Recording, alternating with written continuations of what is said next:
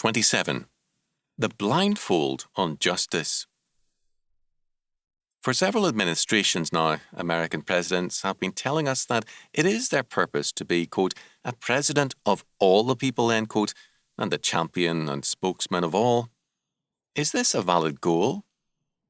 Should the president stand, quote, for the people, end quote, or for God's law and justice? Should he be the representative of capital and labour, farmer and professional man, criminal and victim, homosexual and lesbian, and defends the quote-unquote rights of all as they see them? The White House has increasingly seen itself in this role.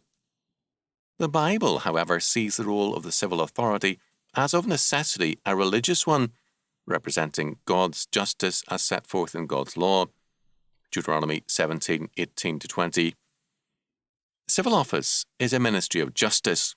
Romans 13:4, called upon to execute God's law with respect to good and evil. God has ordained two ministries. The ministry of grace has as its duty the proclamation of God's word. This is the church's calling. The ministry of justice has the duty of applying God's word to criminal and civil affairs. This is the state's calling.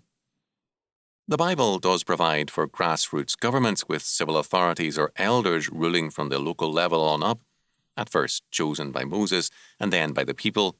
Deuteronomy 1:13-17. These men, however, were to rule without respect of persons and in terms of the Word of God. Older statues of justice always portray justice as a blindfolded person. The blindfold is with respect to man. Justice must be oblivious to the status of men, whether rich or poor, and always mindful of God's law.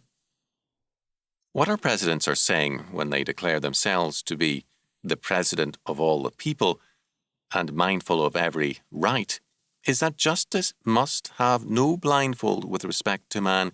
For them, justice wears an inner blindfold with respect to God and His Word. The result is no justice at all.